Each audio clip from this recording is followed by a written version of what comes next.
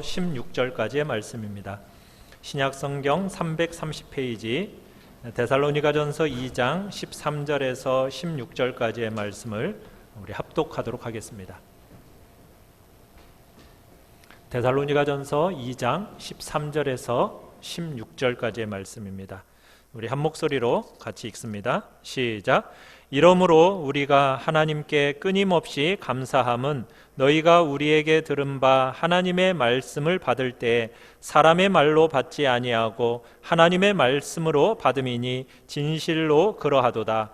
이 말씀이 또한 너희 믿는 자 가운데에서 역사하느니라.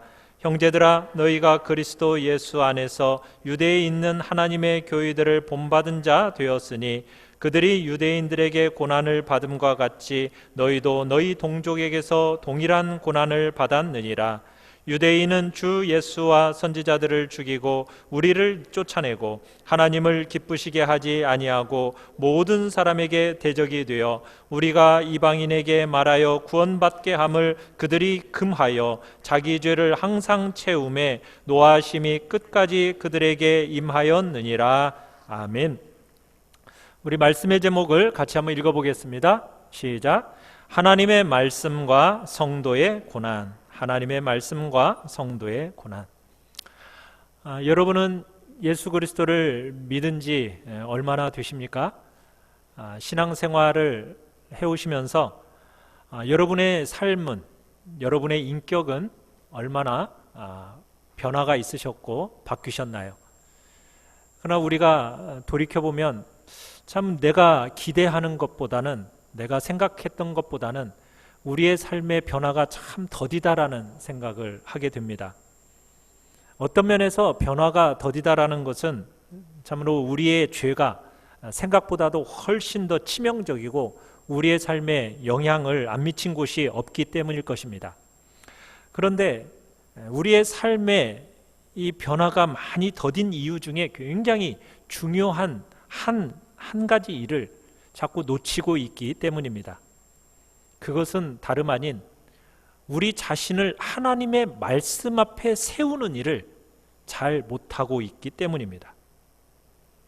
30-40년을 믿어왔음에도 불구하고 우리가 하나님의 말씀인 성경 앞에 나 자신을 세우는 일, 그 일을 잘 못하기 때문에 우리의 변화가 더디고 우리의 가치관이 세속적이고 육체적인 수준에 머물러 있다는 얘기입니다. 우리는 익숙하게 살아온 세상의 가치관을 자꾸 하나님의 말씀 앞에 비추어서 우리가 나아갈 때 변화를 경험하기 시작하는 거거든요. 그런데 우리가 규칙적으로 이 하나님의 말씀 앞에 우리 자신을 세우지 않기 때문에 변화가 너무너무 더디고 늦어지는 것입니다. 그렇기 때문에 하나님의 말씀인 성경을 어떻게 대하는가, 이것은 우리에게 있어서 굉장히 중요한 싸움입니다.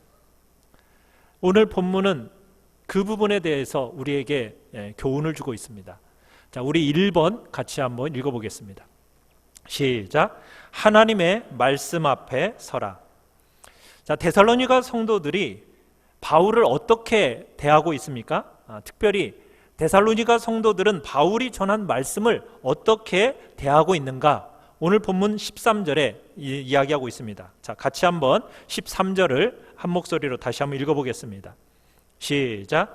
이러므로 우리가 하나님께 끊임없이 감사함은 너희가 우리에게 들은 바 하나님의 말씀을 받을 때 사람의 말로 받지 아니하고 하나님의 말씀으로 받음이니 진실로 그러하도다.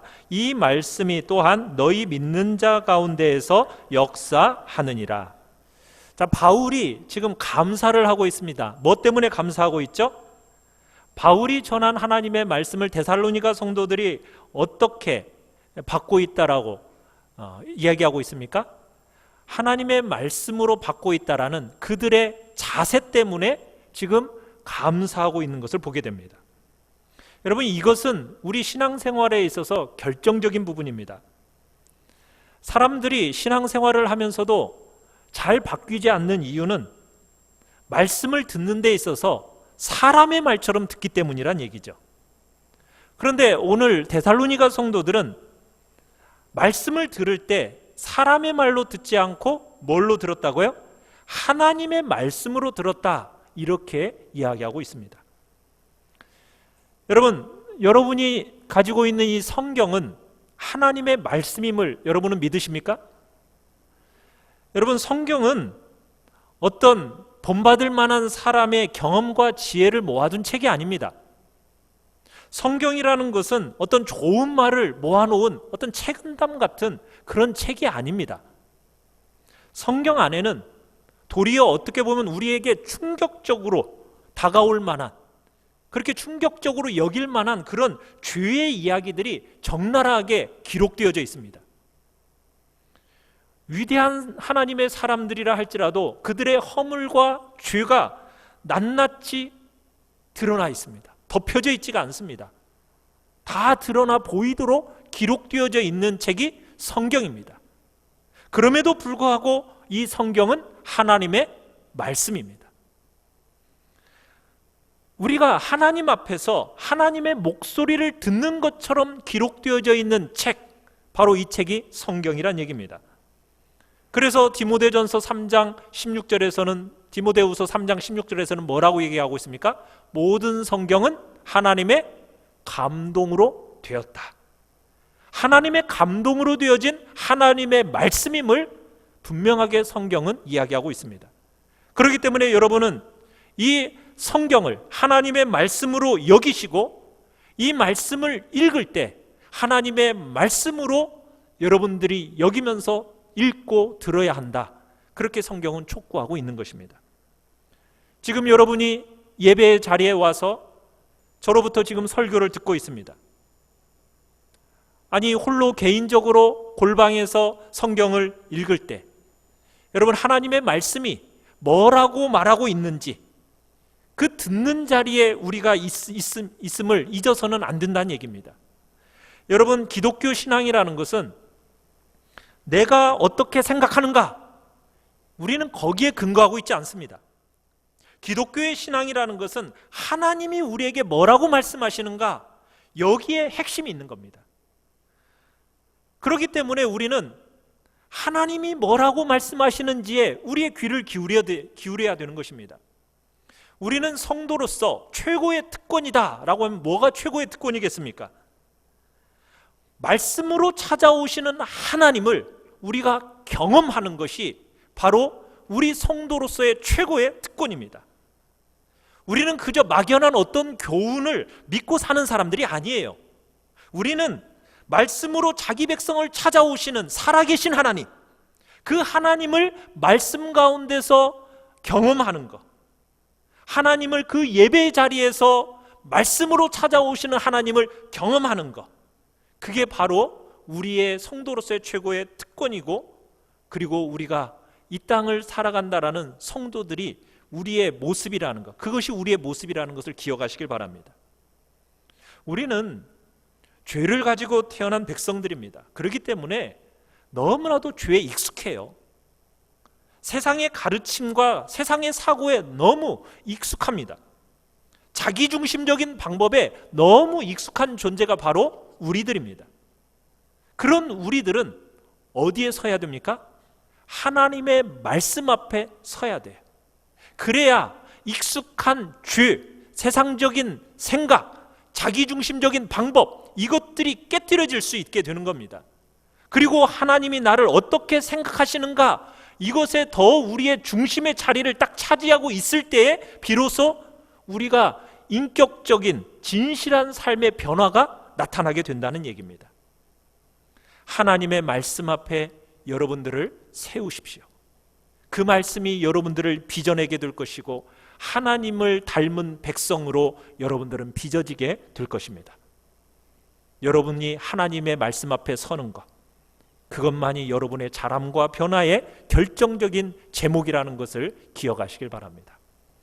우리 두 번째 같이 한번 읽어보겠습니다. 2번입니다. 시작. 사람의 말이 아닌 하나님의 말씀으로 받으라. 자, 여러분이 하나님의 말씀 앞에 서게 될 때 여러분 안에 어떤 일이 일어나게 되느냐? 상호작용이 일어납니다. 자, 13절을 다시 한번 보시면 이렇게 얘기하고 있습니다. 너희가 우리에게 들은 바 하나님의 말씀을 받을 때 사람의 말로 받지 아니하고 하나님의 말씀으로 받음이니 진실로 그러하도다. 이 말씀이 또한 너희 믿는 자 가운데에서 역사하느니라. 사람의 말로 받지 않고 뭘로 받을 때? 하나님의 말씀으로 받을 때 그 말씀이 어떻게 된다고요? 너희 안에서 역사한다는 겁니다. 하나님의 말씀으로 믿음으로 받아들이는 그 마음 속에서 그 말씀이 역사한다라는 거예요. 이게 기독교가 가지고 있는 그림입니다. 여러분이 어떻게 하든지 하나님의 말씀이 힘이 있기 때문에 여러분은 그냥 뚝딱뚝딱 기계적으로 그 말씀이 여러분들을 빚어내고 만들어낸다, 그렇게 생각하면 안 됩니다. 물론 하나님의 말씀은 권능이 있죠.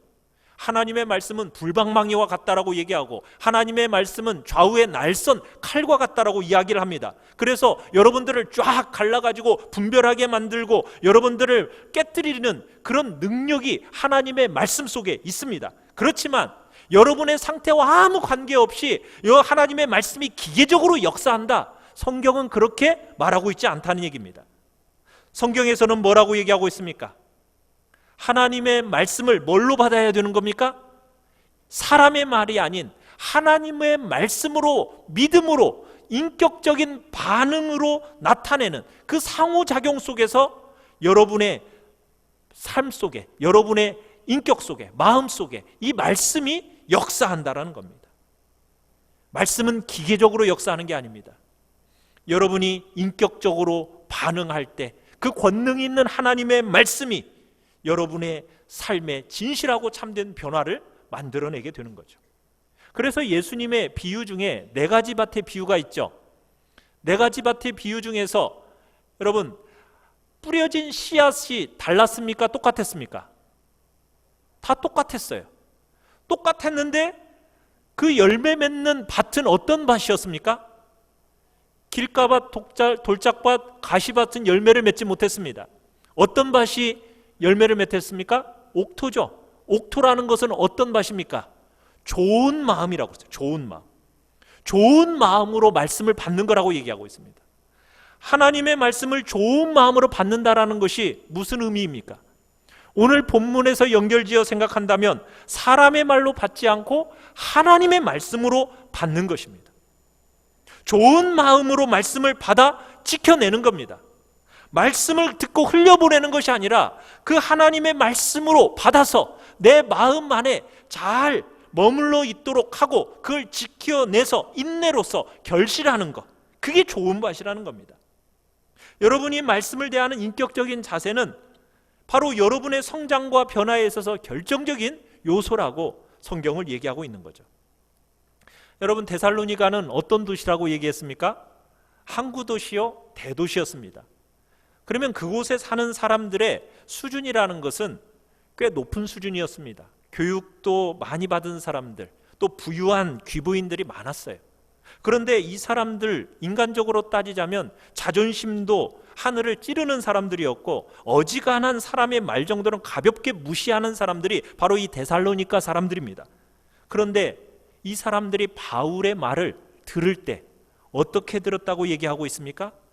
겸손하게 하나님의 말씀으로 받았다는 거예요. 그것이 그들의 영혼을 변화시켰습니다. 그들의 삶을 변화시키는 놀라운 능력이 그 말씀 속에서 일어나게 됐다는 얘기입니다. 말씀을 인간의 말로 받지 않으면 능력이 나타납니다. 그러나 저건 저 사람의 말이야 라고 듣는 순간 말씀은 아무런 능력이 나타나지 않습니다. 여러분, 말씀 자체이신 예수님도 이 땅에 오셨을 때 여러분, 어떤 지역에서는 많은 기적과 능력이 나타났는데 어떤 지역에서는 기적과 능력이 나타나질 않았어요. 뭐가 그런 것을 갈라놓았습니까? 예수님을 어떻게 받아들이느냐가 그런 능력과 기적을 좌우한 겁니다. 아유, 저 사람은 나사렛에서 태어난 동네 선한 출신이잖아. 저 사람은 나사렛에서 무슨 선한 것이 날 수 있겠어? 저 사람은 목수 출신이잖아. 여러분, 그렇게 예수님의 인간적인 모습만 바라보면서 마음을 닫아버린 그 사람들에게서는 아무런 능력도 베푸실 수가 없었습니다. 보배로운 하나님의 말씀을 받지를 못했어요. 사랑하는 성도 여러분, 하나님의 말씀을 받을 때 전달하는 그 사람을 보지 마시고 여러분, 그를 사용하시는 하나님을 바라보십시오. 그리고 하나님의 말씀을 받으십시오. 그래야 놀라운 역사가 일어나는 것입니다. 하나님께서 이 부족한 사람을 설교자로 세워주셨습니다. 여러분, 그러나 이 설교자로부터 흘러나오는 말씀을 들을 때 그저 제 개인적인 인간의 말로 받지 마시고 하나님의 말씀을 풀어낼 때 그 말씀을 하나님의 말씀으로 겸손하게 받아내신다면, 은혜를 갈망하는 마음으로 그 말씀을 받아낸다면 이 자리는 하나님의 신령한 임재가 가득한 예배의 자리가 될 것입니다.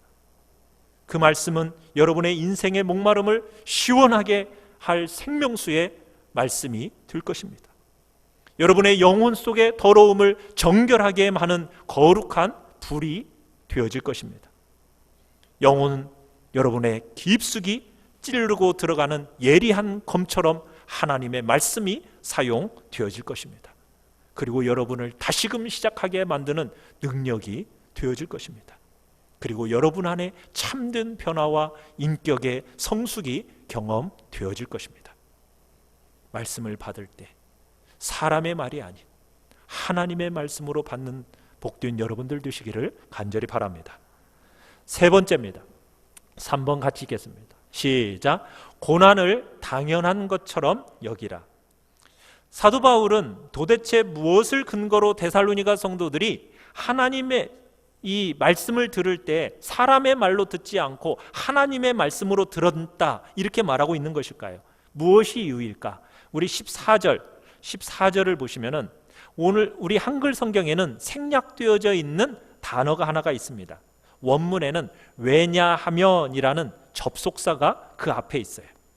왜 너희가 하나님의 말씀을 사람의 말로 받지 않고 하나님의 말씀을 받았다라고 말할 수 있느냐?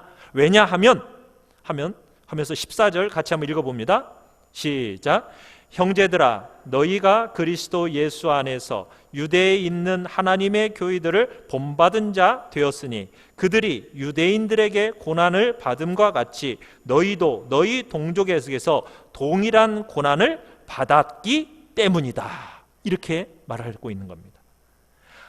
하나님의 말씀을 사람의 말로 받지 않으니까 지금 이들이 어떤 일을 당하고 있다라는 겁니까? 하나님의 말씀을 받은 표시로서 고난이 지금 이야기되어지고 있습니다. 고난. 신약 성경의 일관된 메시지입니다. 하나님의 말씀을 사람의 말로 받지 않고 하나님의 말씀으로 받으면 우리의 삶에 뭐가 있다고요? 고난이 있다는 거. 고난이. 그건 당연하다라는 것을 지금 얘기하고 있는 겁니다. 우리가 태어날 때부터 세상의 가치관, 세상적인 삶의 방식, 세상적인 성공과 평가, 여러분 이런 것들에 너무 익숙하게 살아오고 있지 않습니까? 그러다가 어느 순간에 여러분들이 하나님의 말씀을 듣게 되었고 그 말씀이 우리의 삶에 와서 우리의 눈을 딱 열어주는 순간 어떤 일이 생깁니까? 그렇게 익숙해져 있던 가치관의 변화가 일어나게 되는 겁니다. 하나님의 음성을 듣고 하나님의 말씀 앞에 세워지니까 가치관의 변화가 경험되어지는 거예요. 뭐가 더 중요한지 그 중요성의 기준이 달라지게 되더라는 거예요. 어떻게 달라집니까? 과거에는 뭐가 중요했습니까? 학벌이 중요했고 돈이 중요했고 재능과 능력과 신분과 지위 이런 걸로 사람을 판단하고 사람을 보았어요. 그런데 예수님을 딱 영접하고 하나님의 말씀을 딱 경험하는 순간 이제는 그 사람 안에 있는 영혼을 보게 되고 그 영혼이 천하와 비교할 수 없는 가치가 있다라는 것을 보기 시작하게 된다라는 거예요. 말씀을 하나님의 말씀으로 받기 시작하면 가치관의 변화가 일어나는 겁니다. 그 차이가 만드는 그 차이로 인하여서 세상과 다르니까 세상으로부터 핍박이 오고 눈물을 피할 수 없게 되는 그런 자리에 우리가 설 수밖에 없다는 얘기입니다. 말씀을 사람의 말로 받지 않고 하나님의 말씀으로 받을 때 그 말씀 앞에 우리가 타협하지 아니하면 우리의 삶의 대가 지불에 정말 요구되는 순간이 있다는 얘기입니다. 그럴 때 여러분 이상하게 여기지 마십시오. 값을 치르며 살라는 얘기입니다. 고난을 당연한 것처럼 여기면서 신앙생활을 하라는 거예요. 성경은 우리에게 예수를 믿으면, 신앙생활을 하면 고난이 없어진다, 그렇게 말하고 있지 않습니다. 우리가 정말 하나님의 말씀으로 말미암아 그저 믿음으로 살아가면 형통한 길만 있다, 이제 더 이상 우리에게는 고난은 끝, 행복 시작, 여러분 그렇습니까? 아닙니다. 믿음이 제대로 들어오는 순간부터 우리에게는 고난이 있습니다. 그런데 이 고난이라는 것은 형통이 열지 못하는 아름다움과 복됨을 누리게 만들어줍니다. 형통이 우리를 데려가지 못하는, 형용할 수 없는 그 영광스러움 속으로 고난이라는 것이 우리를 데려간다는 얘기입니다. 그래서 믿음으로 살아가면서 고난이라는 것은요, 불행이 아닙니다. 고난이라는 것은 말씀을 순종하면서 살아감으로 말미암아 우리에게 주어지는 고난이라는 것, 적지 않은 대가 지불이라는 것은 절대로 불행으로 끝나지 않습니다. 그것이 도리어 하나님의 능력을 피부로 경험할 수 있게 만드는 최고의 기회라고 여러분 믿으시길 바랍니다. 과정을 지나가는 동안 고난 같아 보였지만 통과해 보니까 고난의 얼굴을 하고 있는 하나님의 복이었구나라는 것을 우리가 깨닫게 된다는 얘기죠. 여러분들이 그것들을 믿음으로 살아가면서 다양한 부분에서 경험하게 될 것입니다. 미국의 리고렌이라는 목사님이 있습니다. 이분이 인터뷰한 내용이 있는데, 이 미국의 이 리고렌이라는 목사님에 대해서 우리 한국교회에서 굉장히 센세이션을 일으켰었죠. 세들백 교회라는 그 교회의 담임 목사님이고, 그리고 이분이 쓴 책이 정말 세계적인 베스트셀러가 되었습니다. 목적이 이끄는 삶이라는 그 세계적인 베스트셀러가 되었어요. 그런데 이분은 원래 선천적으로 뇌질환을 가지고 태어나신 분이에요. 그래서 고등학교 시절부터는 이분이 간질 치료제를 복용하면서 살았다고 합니다. 그래서 아주 연약한 육체의 소유자로 이분은 살아간 거예요. 그리고 이분이 목적이 이끄는 삶이라는 세계적인 베스트셀러로 이제 등극하게 되었는데, 그 등극한 그 해에 어떤 일이 있었느냐면 사랑하는 아내가 암 선고를 받게 됩니다. 그러면서 말할 수 없는 고통스러운 시간을 보내야 했다라는 거예요. 그러면서 이분이 담담하게 이런 말을 했습니다. 하나님의 사람에게 있어서 인생이라는 것은 언덕과 계곡이라기보다는 기찻길 위에 있는 두 개의 레일과 같다. 한쪽은 기쁘고 좋은 일, 한쪽은 힘들고 어려운 일이 함께 일어난다. 영광으로 가는 길이 고난도 함께 받는 길이다. 그것을 우리는 잊어서는 안 된다. 쉬운 길, 편안한 길, 사람들이 보기에 복받았다고 하는 그런 것만이 우리 앞에 있는 것이 아니다. 고난도 있고 대가 지불도 있고 값을 치러야 하는 순간도 있다. 이해할 수 없는 순간도 우리는 지나가게 된다. 그러기에 우리는 항상 하나님을 바라보고 교만하거나 좌절하지 말고 신실하게 하나님만 바라보며 하루하루를 살아야 한다. 사랑하는 성도 여러분, 여러분들이 신실한 믿음으로 살아감에 있어 환난 속에 있으십니까?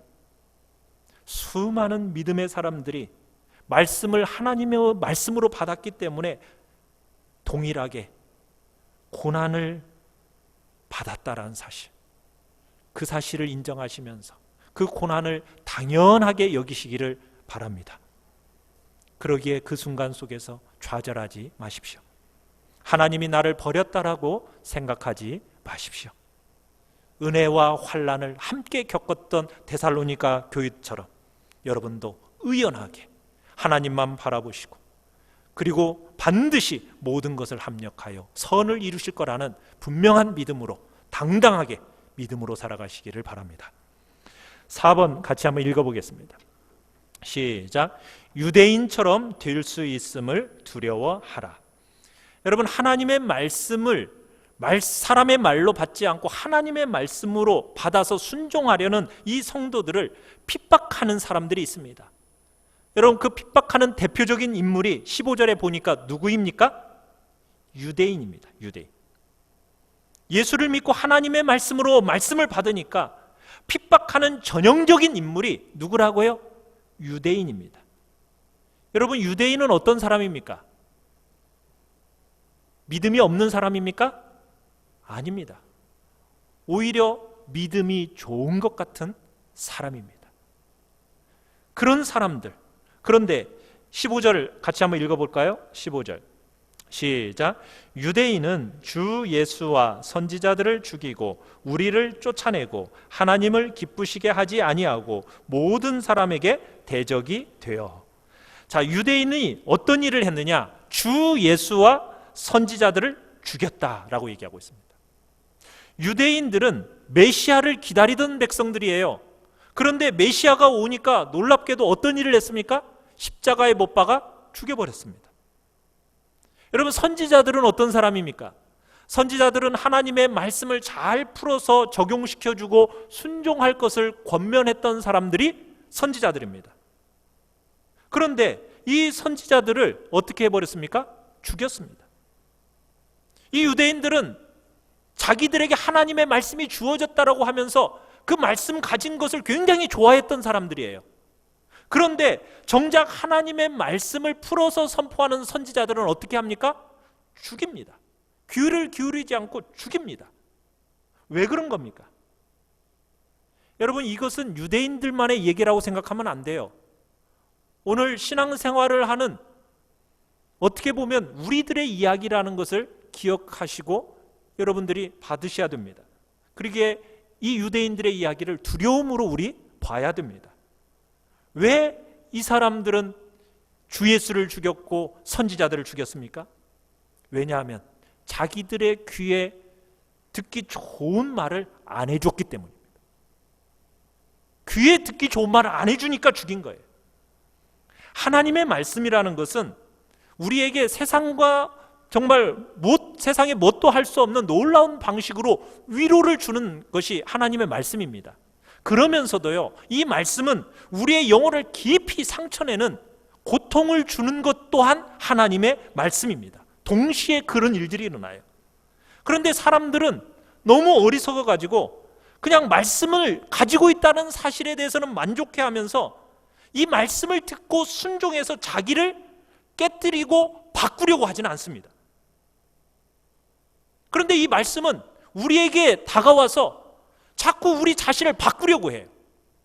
우리의 영혼을 깊이 찌르면서 너 이거 바꿔야 내야 된다라고 우리로 하여금 자꾸 이야기를 합니다. 그런데 우리는 어떻게 합니까? 자꾸 합리화시켜요. 합리화시키면서 뭐예요? 나는 바꾸지 않고 다른 사람을 바꿔내려고 해요. 우리 주변을 바꿔내려고 해요. 그게 우리의 인간의 본성이에요. 그러면서 우리는 내 귀에 듣기 좋은 말만 들으려고 하는 것이 바로 우리 인간의 모습이라는 겁니다. 그런데 선지자들이 와가지고 뭐라고 해요? 네가 바뀌어야 된다는 거예요. 그러니까 하나님의 말씀을 듣기 좋은 형태로 전해주지 않으니까 어떻게 해요? 괴로우니까 말씀 전하는 그 사람을 죽여버리는 겁니다. 두 번째로 보면은 그렇게 얘기하죠. 우리를 쫓아내고 라는 표현이 있어요. 우리를 쫓아내고. 유대인들이 데살로니가에서부터 바울과 그 일행들을 쫓아냈습니다. 그래서 베르야로 도망갔어요. 그랬더니 베르야까지 쫓아와가지고 또 쫓아냅니다. 바른 진리의 말씀을 가르치는데 귀를 기울여 드리지는 않아요. 어떻게 해요? 내어 쫓아버려요. 이게 유대인들만의 얘기가 아니라니까요. 교회 역사 속에서도 끊임없이 일어났던 이야기들입니다. 종교개혁을 했던 마틴 루터나 존 칼빈 같은 이 사람들은 가톨릭 교회에서 나가려고 하지 않았었어요. 그런데 우리와 다르다라고 하면서 내쫓아버렸습니다. 그래서 어쩔 수 없이 개신교를 세우게 된 거예요. 영국의 청교도들도 마찬가지입니다. 그들도 2천여 명이나 되는 사람들이 그 영국 교회에서부터 내어 쫓겨있었어요. 그래서 설교를 할 수가 없었습니다. 왜? 정부가 원하는 설교를 하지 않으니까 국왕이 청교도들을 내어 쫓아버린 거예요. 듣고 싶어하는 이야기를 해주지 않는다고. 성경대로 이야기를 하니까 핍박하면서 내어 쫓아버린 겁니다. 여러분, 우리도 이런 사람이 될 수 있다라는 거 잊어서는 안 됩니다. 신앙이 바르게 자라지 못하면 똑같은 일을 반복하게 돼요. 귀에 듣기 좋은 이야기만 듣고 싶어 해요. 귀에 듣기 좋은 이야기 하지 않으면 어떻게 합니까? 내몰고 죽이는 거예요. 이게 얼마든지 할 수 있는 일입니다. 그분들은 또 뭐라고 또 15절에 얘기하고 있습니까? 하나님을 기쁘시게 하지 않았다.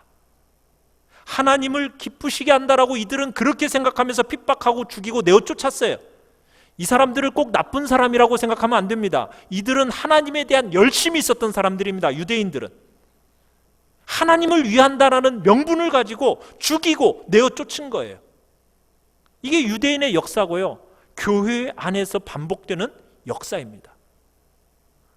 모든 사람에게 대적이 되었다라고 얘기하고 있어요. 어떻게 모든 사람에게 대적이 되었는가? 16절을 보시면요, 16절에 우리가 이방인에게 말하여 구원받게 함을 그들이 금하였다. 이런 방식으로 모든 사람에게 대적이 됩니다. 하나님은 모든 사람이 구원에 이르기를 원하시는데 유대인들은 어떻게 생각합니까? 복음을 이방인들에게 전하는 것을 금지시켰어요. 반대했어요. 왜요? 구원이라는 것은 자기들만의 특별한 전용물로 여겨진 겁니다. 자기들은 특별하게 선택된 민족이라고 생각한 거예요. 그래서 이방인들에게까지 이 복음이 무차별적으로 은혜가 전달되어지는 것을 받아들일 수가 없었습니다. 그런데 이런 일이 교회 역사 속에서 동일하게 있었어요. 자기 신화에 붙들리면요, 교회도 이상해져 가지고 부패하게 됩니다. 그러면서 복음이 오면 항상 복이 함께 따라오게 되어 있거든요. 그러면은 사람들이 그 복을 받으면은 그 복을 가지고 다른 사람에게 그 복을 나누는 통로가 돼야 되는데 그 복을 가지고 나는 특별하다고 생각하는 거예요. 내가 특별하니까 하나님이 내게 복을 주신 거다. 그러면서 다른 사람을 배타적으로 대하기 시작한다는 얘기입니다. 유대인들이 그랬고 수많은 교회들이 그랬습니다. 기독교의 신앙은 그렇게 가면 안 돼요. 나는 다르다? 우리는 다르다? 아닙니다. 다 똑같은 죄인들이고 어쩔 수 없는 죄인들을 하나님이 긍휼히 여기셔서 우리를 구원하신 거 아닙니까? 그런 겸손함이 있어야 되는데 마치 내가 뭔가 복을 받으면은 나는 특별한 존재인 것처럼 여기면서 다른 사람을 배척하고 배타적으로 쫓아낸다는 거예요. 아닙니다. 이웃을 사랑하고 섬기기 위해서 여러분 우리 자신을 깨트리고 우리를 내려놓는 게 기독교 신앙인 거죠. 그런데 역사 안에서는 이런 잘못된 일들이 늘 반복되어져 온 거예요. 이건 과거의 일만이 아니라 오늘 현재를 살아가는 우리들의 이야기라는 것도 기억하시길 바랍니다. 5번째 읽어봅니다. 5번입니다. 시작. 선으로 악을 이기라. 여러분, 이렇게 유대인들처럼 핍박하는 이들을 향한 주님의 마음은 어떻습니까? 자, 16절을 다시 한번 읽어보겠습니다. 16절 시작. 우리가 이방인에게 말하여 구원받게 함을 그들이 금하여 자기 죄를 항상 채움에 노하심이 끝까지 그들에게 임하였느니라. 여러분, 여기서 두 가지 표현을 잘 보십시오. 하나는 채운다라는 표현이고요, 또 하나는 노하심이 끝까지 임한다라는 표현입니다. 여러분, 하나님의 진노라는 것은요, 죄를 향한 일관된 하나님의 자세입니다. 하나님은 죄에 대해서 눈을 감으실까요? 안 감으실까요? 절대로 눈 감지 않으십니다. 죄에 대해서 무시하는 법이 없어요. 죄에 대해서는 하나님의 진노가 반드시 있습니다. 하나님의 심판이 그 죄에 대해서는 반드시 있는 거예요. 근데 사람들은 죄를 지어도 그 진노와 심판이 바로바로 와요, 안 와요? 벌을 바로바로 받지 않으니까 뭐라고 생각하는 거예요? 하나님의 진노가 없고 하나님의 심판이 없는 것처럼 여깁니다. 여러분, 그러나 그렇지 않습니다.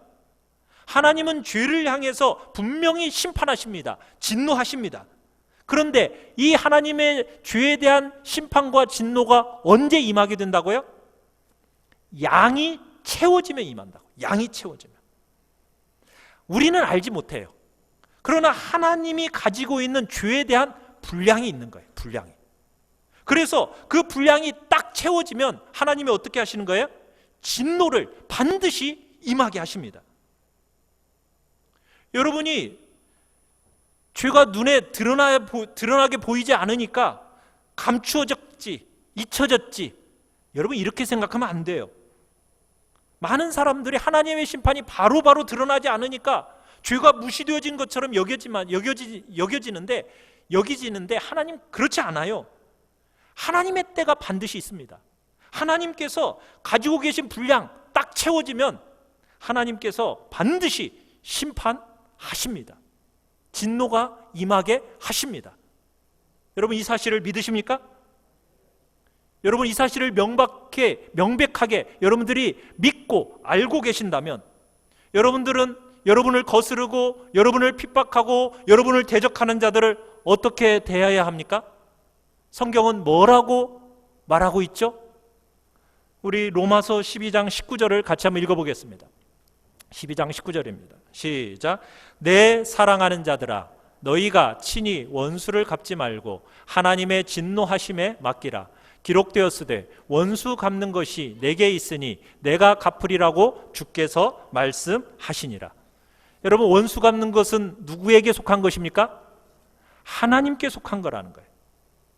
여러분이 믿음으로 살면서 애매히 고난당하고 조롱당할 때 여러분 그 억울함 붙들고 여러분의 방식으로 해결하려고 하지 말라는 겁니다.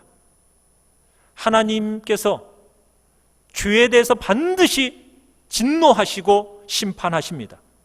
때가 되면 반드시 심판하십니다. 공정하신 하나님의 심판, 그분의 그 하나님께 맡기라는 거예요. 네가 스스로 판단해서 네가 심판하려 행하지 말라는 거예요.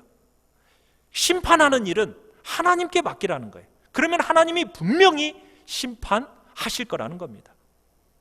그러면서 우리에게는 어떻게 살라고 성경은 이야기하고 있습니까? 로마서 12장 14절, 17절, 20절, 21절 우리 같이 한번 읽어보겠습니다.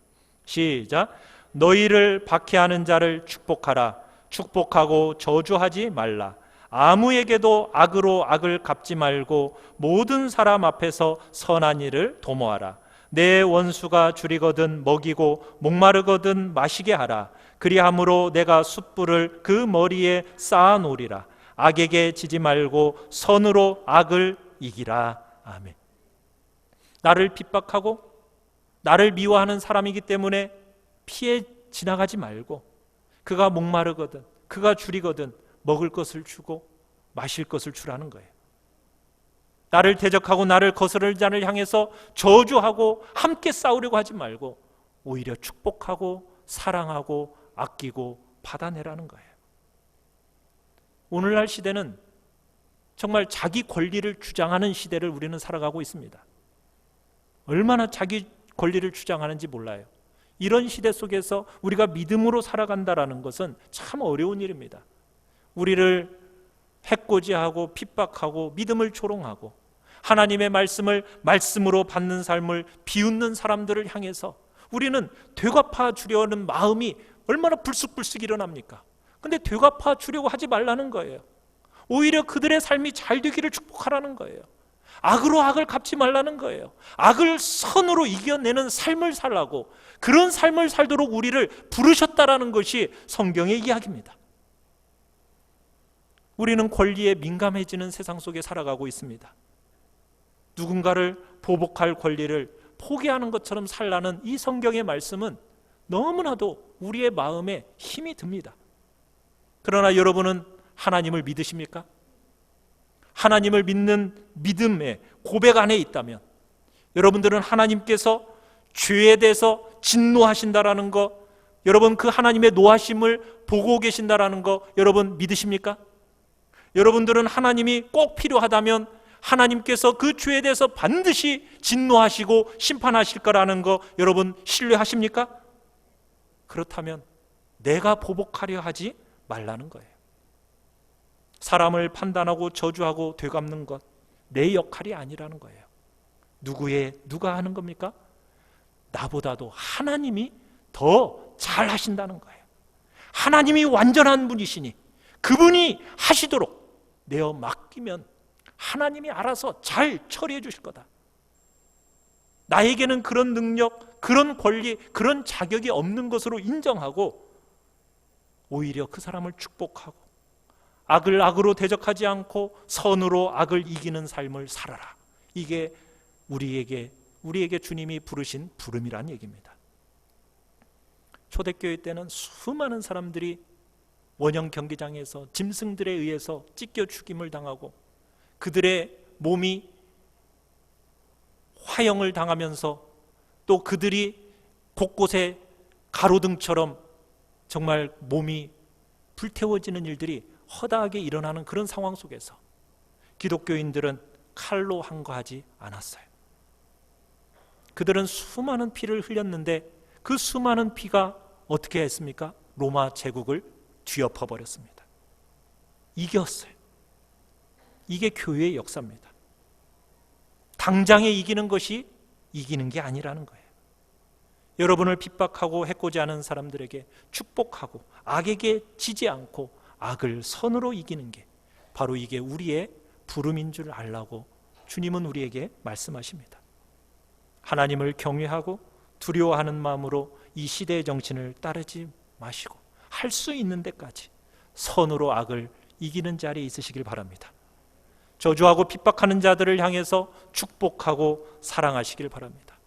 뾰족뾰족하게 서로를 향해서 날카롭게 서지 마십시다. 여러분이 가는 곳마다 정말 사람들 안에 화평함이 일어나도록 정말 축복하고 악을 선으로 이겨내는 그런 귀한 일들이 우리의 삶 가운데 나타나기를 간절히 축원합니다. 우리 같이 찬양을 하겠습니다.